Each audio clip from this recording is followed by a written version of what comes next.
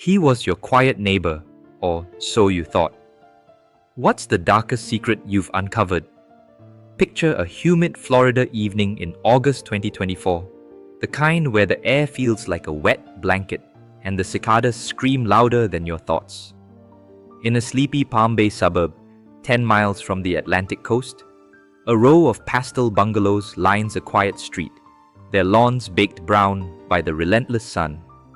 At 1427 Cypress Lane, a single-story house with peeling paint and drawn blinds stands apart, its owner a ghost to the neighbors. Robert Klein, a 62-year-old retiree with wire-rimmed glasses and a polite nod, keeps to himself, tending his overgrown yard 20 feet from the curb.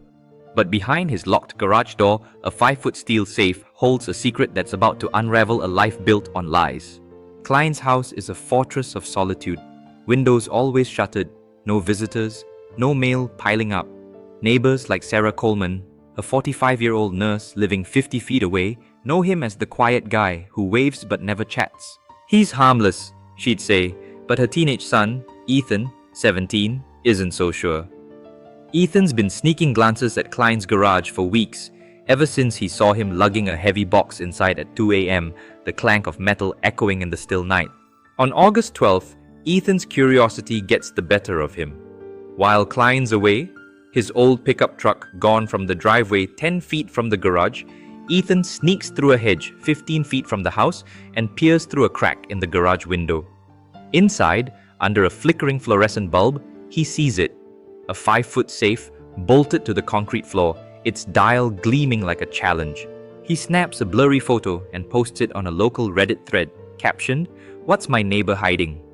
The post goes viral, catching the eye of Detective Maria Alvarez, a 38-year-old Palm Bay cop with a knack for sniffing out trouble. Alvarez, working out of the precinct 3 miles away, digs into Klein's life.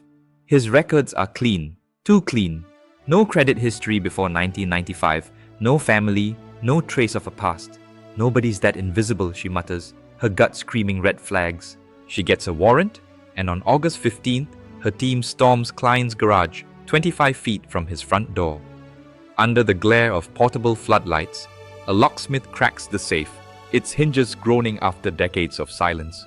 Inside, stacks of forged documents, driver's licenses, passports, birth certificates, all under different names, none of them Robert Klein.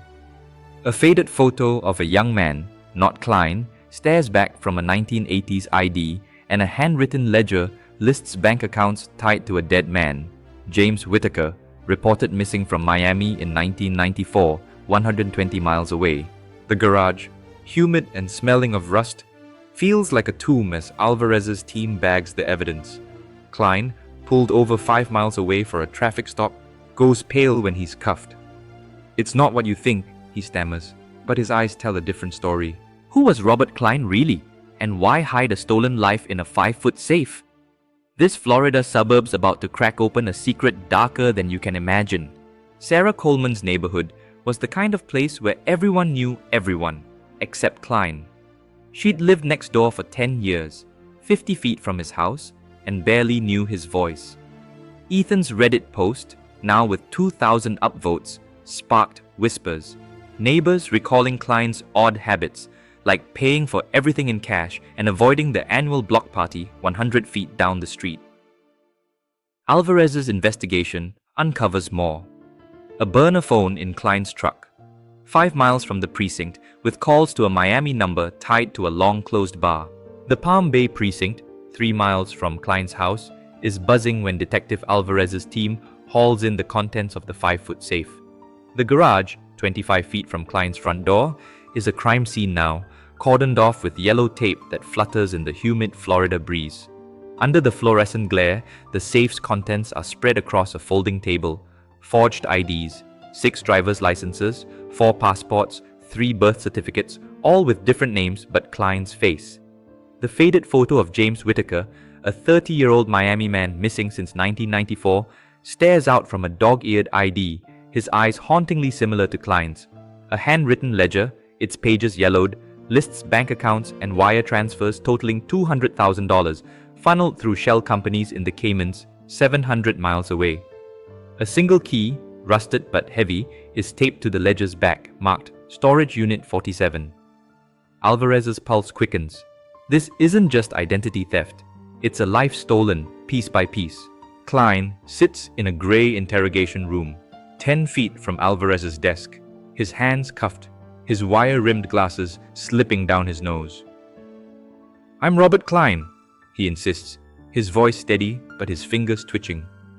Alvarez leans in, her dark eyes locked on his. "Then who's James Whitaker?" she asks, sliding the old ID across the table. Klein's face tightens, but he stays silent. His records are a ghost town. No trace of him before 1995, when he bought the Cypress Lane house with cash, 10 miles from Palm Bay's coast. Alvarez digs deeper, pulling Whitaker's file. A Miami bartender, 30, vanished after a shift at a dive bar 120 miles south. His apartment cleared out. His car found abandoned 15 miles from the city. Witnesses from 94 recall Whitaker arguing with a man matching Klein's build at the bar, 5 feet from the jukebox, over a debt. Was Klein that man? Sarah Coleman, the neighbor, is shaken when Alvarez knocks on her door, 50 feet from Klein's house. "He was quiet, kept to himself," she says, her voice trembling. But Ethan, her son, spills more. He'd seen Klein burning papers in a backyard fire pit 20 feet from the garage 2 weeks ago, the smoke thick and acrid. "It smelled like chemicals," Ethan says, showing Alvarez the blurry Reddit photo of the safe. The post, now at 5,000 upvotes, has locals buzzing. Some claim Klein was spotted at a bank 3 miles away, withdrawing cash in stacks. Alvarez's team tracks the ledger's accounts to a closed Miami bank, but the storage unit key points to a facility 30 miles north in Melbourne. At the facility, 10 feet from a chain-link fence, Unit 47 yields a duffel bag. More forged documents, $10,000 in cash, and a 1994 newspaper clipping about Whitaker's disappearance folded like a keepsake. The storage unit in Melbourne, 30 miles from Palm Bay, is a concrete maze under a blazing Florida sun, but Unit 47 feels like a crypt when Alvarez's team pries it open. The duffel bag inside, 10 feet from the unit's door, holds a second layer of secrets. More forged IDs, a stack of $100 bills wrapped in plastic, and that 1994 Miami Herald clipping about James Whitaker's disappearance, its edges brittle. The headline screams, "Miami bartender vanishes after late shift," detailing Whitaker's last night at a dive bar 120 miles south, 5 miles from Miami's neon-lit streets. Maria, the motel clerk from a nearby budget inn 2 miles away, adds a twist.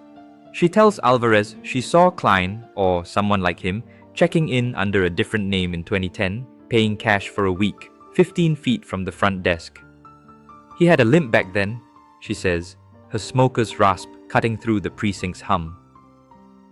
Klein's truck, searched 5 miles from his house, holds a burner phone with text to a number in Key West, 200 miles away. "Keep it quiet, it's done." Who was he talking to? Alvarez's gut says Klein's not just a recluse. He's a man running from a past that's catching up. A clue 300 miles away, tied to that Key West number, is about to crack this case wide open. What's your theory? Innocent recluse or master deceiver? Back at the Palm Bay precinct, 3 miles from Klein's house, Alvarez confronts him in the interrogation room, 10 feet from her desk.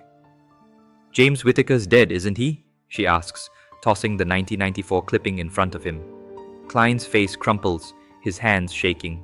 "I didn't kill him," he mutters, but his voice cracks. The truth spills out like a dam breaking.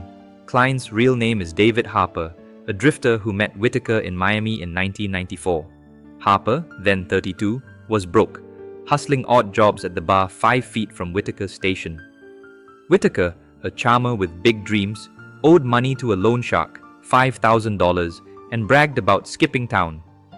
One night, after a fight 10 feet from the bar's jukebox, Whitaker vanished, leaving his ID and bank details in his apartment 2 miles away.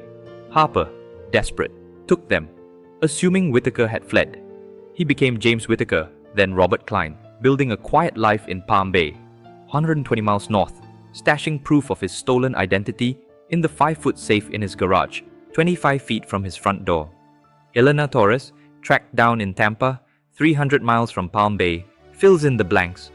Now 60, her hands tremble as she tells Alvarez about 1994.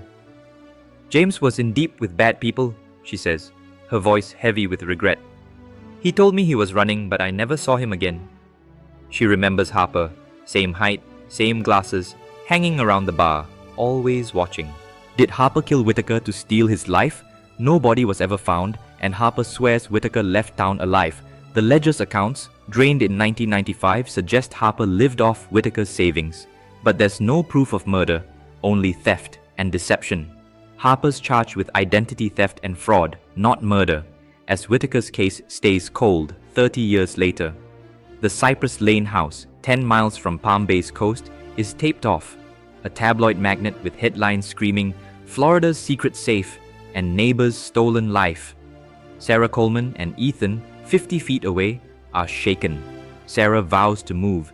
Ethan's Reddit post now at 10,000 upvotes. This story, inspired by real identity theft cases but woven with fiction to protect the innocent, is a warning. The quiet neighbor might be hiding more than you think. Have you ever doubted someone's identity? Drop your thoughts below, and if this gripped you, smash that like, subscribe, and share.